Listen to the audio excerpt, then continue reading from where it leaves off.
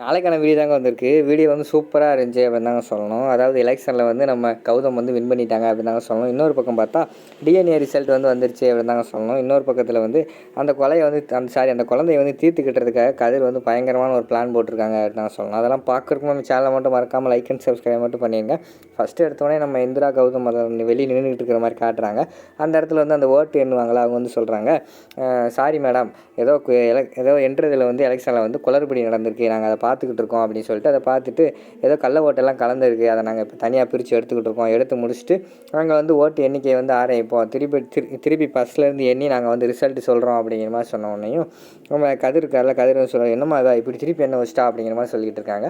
உடனே நம்ம ஜெயா வந்து சொல்கிறாங்க, டே விட்றா, எதுவாக இருந்தாலும் நியாயமாக நடக்கிறதுக்கு தான் நான் சொல்லியிருக்கா, இது விடு, நீ தான் வின் பண்ணுவ அப்படிங்கிற மாதிரி வந்து ஜெயா சொல்லிக்கிட்டு இருக்கிற மாதிரி காட்டுறாங்க. கொஞ்சம் நேரத்தில் வந்து ஓட்டெல்லாம் எண்ணி முடிச்சிடுறாங்க. எண்ணி முடிச்சுட்டு ஓட்டு எண்ணிக்கை வந்து முடிஞ்சிச்சு.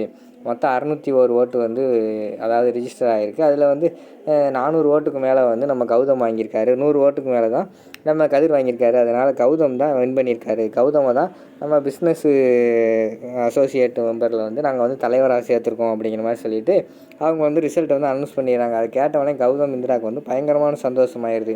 அவங்க வந்து பயங்கரமாக செலிப்ரேட் பண்ண ஆரம்பிச்சிருவாங்க. இந்த பக்கம் பார்த்தா நம்ம கதிருக்கும் ஜெயாவுக்கும் என்ன பண்ணுறதுனே தெரில. இதுக்கடுத்து வந்து ஜெயா வந்து வேணும்னு சொல்லிவிட்டு கன்க்ராஸ் பண்ணுறாங்க நம்ம கௌதமுக்கு. சரின்னு சொல்லிவிட்டு நம்ம இந்திரா சும்மா இருக்காங்க, மாலையெல்லாம் போட்டு கட்டி பிடிச்சி ஒரே ஆர்ப்பாட்டம் பண்ண ஆரம்பிச்சிடுறாங்க. உடனே ஜெயா வந்து கேட்குறாங்க, ஏய் என்ன இப்படி ஆர்ப்பாட்டம் பண்ணிக்கிட்டு இருக்க அப்படிங்கிற மாதிரி கேட்காங்க.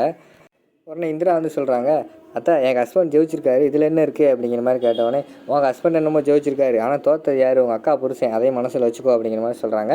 அத்தை, அதனால் வந்து எங்கள் ஹஸ்பண்ட் ஜெயிச்சது வந்து நான் கொண்டாடாமல் இருக்க முடியுமா அப்படிங்கிற மாதிரி கேட்டவொடனே நம்ம கௌதம் வந்து சப்போர்ட் பண்ணுறாரு. அம்மா விடுங்கம்மா, இதில் என்ன இருக்குது அப்படிங்கிற மாதிரி சொன்னோடனே நம்ம இந்திராவும் கௌதமும் கட் பண்ண மாதிரி காட்டுறாங்க. அதை பார்த்தவொடனையும் நம்ம கதிரும் ஜெயாவும் அந்த இடத்துல வந்து ஒரு வீட்டுக்கு போகிற மாதிரி காட்டிடுறாங்க. அடுத்து எல்லாருமே வந்து நம்ம கௌதமுக்கு வந்து கை கொடுத்து வாழ்த்து சொல்கிற மாதிரி காட்டிக்கிட்டு இருக்காங்க. அதோட பார்த்திங்கன்னா அந்த சீனை முடிச்சுட்டு அடுத்த சீனில் நைட்டு வந்து அந்த ஆல்ரெடி ஒரு பூசாரி வந்திருந்தால அந்த பூசாரி வந்து நம்ம ஜெயாவுக்கு வந்து கால் பண்ணுறாங்க. அம்மா, நாளைக்கு உங்கள் காஞ்சிபுரத்தில் உங்கள் ஏரியா பக்கத்தில் இருக்கிற முருகன் கோயிலில் இருந்து ஒரு பயங்கரமான பூஜை நடக்குது. அந்த பூஜையில் வந்து நீங்கள் குழந்தையோடு கலந்துக்கோங்க. முக்கியமாக வந்து அந்த குழந்தை இருக்கணும். குடும்பத்தோடு போய் குழந்தையோடு நீங்கள் வந்து கலந்துக்கோங்க அப்படிங்கிற மாதிரி சொன்னோடனே உங்களுக்கு நல்லது நடக்கும் அப்படிங்கிற மாதிரி வந்து அந்த பூசாரி சொல்கிறாங்க. சரிங்க சாமி, நாங்கள் வந்து கிளம்புறோம் அப்படிங்கிற மாதிரி சொன்னோடனே அதை கூப்பிட்டு நம்ம கதிர்கிட்ட சொல்கிறாங்க, டே நாளைக்கு வந்து அந்த குழந்தைய கூப்பிட்டு வேறு போகணுண்டா, ஆனால் எதுக்கு அந்த பூசாரி வந்து குழந்தைய கூப்பிட்டு போக சொல்கிறான்னு எனக்கு தெரியலை அப்படிங்கிற மாதிரி வந்து ஜெயாவை சொல்லி புலம்பிக்கிட்டு இருக்கிற மாதிரி காட்டுறாங்க. நம்ம கதிருக்கு ஆல்ரெடி வந்து தெரிஞ்சு போச்சுல, அது வந்து நம்மளோட குழந்தையாக தான் இருக்குன்னு சொல்லிட்டு சரி இதை போய் ரோசிக்கிட்ட சொல்லுவோன்ட்டு ரோசி கால் பண்ண போகிறாங்க. அந்த நேரத்தில் ரோசிக்கு வந்து ரிசல்ட் வந்துருச்சு. டே கதிர், உனக்கு ரிசல்ட் வந்துருச்சு, உன்னோட வாட்ஸ்அப்புக்கு அனுப்பியிருக்கேன், பார்த்துட்டு என்னென்னு சொல்லு அப்படின்னு சொன்னோடனே பார்த்தா அந்த குழந்தை வந்து கதிரோட குழந்தை தான் அப்படிங்கிற மாதிரி ரிசல்ட் வந்துருச்சு. அதை பார்த்தவொடனே நம்ம கதிருக்கு வந்து பயங்கரமான ஷாக் ஆயிடுது. ரோசி, எனக்கு இது வந்து தெரியும், இது வந்து என் குழந்தையாக தான் இருக்குன்னு நினச்சேன், அதனால தான் அந்த சாமியார் வேறு எங்கள் வீட்டில் வந்து அந்த குழந்தைய வச்சு பூஜை பண்ணுங்கன்னு சொல்லிக்கிட்டு இருக்காங்க அப்படிங்கிற மாதிரி சொல்லிகிட்டு இருக்காங்க. அடுத்து வந்து நம்ம ரோசி வந்து கேட்குறாங்க, என்ன இப்படி ஆயிடுச்சு, இப்போ அந்த குழந்தை என்ன பண்ணுறது அப்படிங்கிற மாதிரி கேட்காங்க. எனக்காக அந்த குழந்தையெல்லாம் விட்டு வைக்க முடியாது, நான் நல்லா இருக்கணும், அவ்வளோதான், நான் வேறு எலெக்ஷனில் வேறு தோற்றுட்டேன், அதனால் வந்து எல்லாமே இந்த குழந்தையால் தான் நடக்குதுன்னு நினைக்கிறேன் அப்படிங்கிற மாதிரி வந்து கதிர் நினச்சிட்டு அந்த குழந்தைய வந்து நான் வந்து தீர்த்து கட்ட போகிறேன் அப்படிங்கிற மாதிரி சொல்லிக்கிட்டு இருக்கிற மாதிரி காட்டுறாங்க.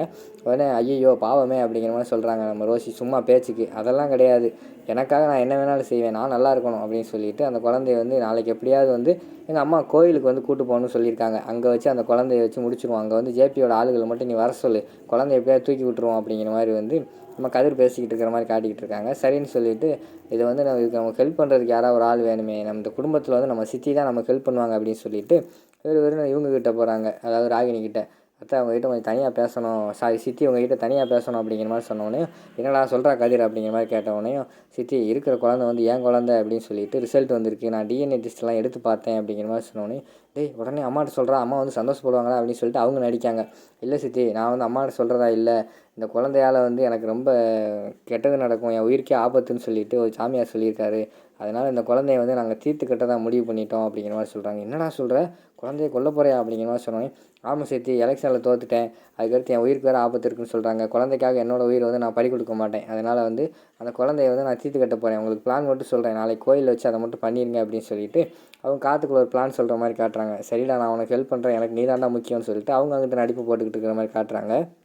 அடுத்த சீனில் வந்து மறுநாள் காலையில் வந்து எல்லாருமே வந்து கிளம்பி கோயிலுக்கு போகிற மாதிரி காட்டுறாங்க. கோயிலுக்கு போகிற கோயில்னாலே வெளியில் வந்து எல்லா இடத்துலையுமே அந்த பூவெல்லாம் விற்றுக்கிட்டு இருப்பாங்கள்ல, பூ விற்றுக்கிட்டு இருக்காங்க. அதை பார்த்த உடனேயும் நம்ம ஜெயா வந்து ஒரு 2 முழம் பூ வாங்குறாங்க. பூ வாங்கி இந்திரா இந்தா தலையில் வச்சுக்கோ அப்படிங்கிற மாதிரி சொல்கிறாங்க. இந்திராவுக்கு வந்து பயங்கரமான சந்தோஷம். நமக்கு தானே அத்தை பூ வாங்கி கொடுக்காங்க அப்படின்னு சொல்லிட்டு, அத்தை எனக்கா வாங்கி கொடுங்க அப்படிங்கிற மாதிரி கேட்காங்க. ஆமாம், ஏன் உனக்கு வாங்கி கொடுக்கூடாதா? டேய் கௌதம் இந்தாடா இந்திராவுக்கு வச்சு விட்றா அப்படிங்கிற மாதிரி சொல்லிவிட்டு அதை வாங்கி கொடுக்காங்க. அம்மா இன்னொரு 2 முழம் பூ கொடுங்கம்மா அப்படின்னு சொல்லிட்டு, கதிர் இந்தாடா இது நீ வந்து உன் ஒய்ஃபுக்கு வச்சு விட்றா அப்படிங்கிற மாதிரி சொல்கிறாங்க. அம்மா எனக்கெல்லாம் பூ வைக்க தெரியாதுமா, எனக்கு பூ வச்செல்லாம் பழக்கம் கிடையாதுமா அப்படிங்கிற மாதிரி சொல்கிறாங்க. ஆனால் கௌதம் வந்து சொல்கிறாங்க, டேய் கதிர் என்னடா பூ வைக்க தெரியாதுன்னு சொல்லிகிட்டு இருக்கேன், இதுக்கெல்லாம் சொல்லியா தரணும், இங்கே பாரு நான் வைக்கிறேன் அதே மாதிரி நீயும் வை சரியா, அம்மாவுக்கு அப்பா எத்தனை தடவை பூ வச்சு விட்ருக்காரு தெரியுமா அப்படிங்கிற மாதிரி சொல்லி கலாச்சிக்கிட்டு இருக்காங்க ஜெயாவை வைக்கப்பட்டு சிரிக்கிற மாதிரி காட்டுறாங்க. அடுத்து வந்து கதிர் கௌதம் 2 பேரும் வந்து பூ வச்சு விட்டுறாங்க. பூ வச்சுட்டு உள்ளே போகிறாங்க. உள்ளே வந்து சாமி எல்லாம் வெயிட் பண்ணிக்கிட்டு இருக்காங்க. வாங்கம்மா உங்களுக்காக தான் வெயிட் பண்ணிக்கிட்டு இருக்கேன், பூஜை ஆரம்பிச்சிடும் அப்படின்னு சொல்லிட்டு எல்லாருமே சாமி கும்பிட்டுக்கிட்டு இருக்கிற மாதிரி காட்டுறாங்க. அந்த பக்கம் பார்த்தா முகமுடியை போட்டுட்டு கையில் கத்தியோடு வந்து ஒவ்வொருத்தராக வராங்க. அதாவது குழந்தைய தூக்குறதுக்கு நம்ம ஜேபியோட ஆளெல்லாம் வர்ற மாதிரி காட்டிக்கிட்டு இருக்காங்க. நம்ம கதிர் வந்து அதெல்லாம் கண்டுபிடிச்சிட்டாரு, அவர் தானே வர சொல்லிட்டாரு. அவர் லைஸாக கண்ணை காட்டுற மாதிரி காட்டிக்கிட்டு இருக்காங்க. எல்லாருமே சாமி கும்பிட்டுக்கிட்டு இருக்காங்க கண்ணை மூடி. அதோட பார்த்தீங்கன்னா இந்த எபிசோட் வந்து முடிச்சிடுறாங்க.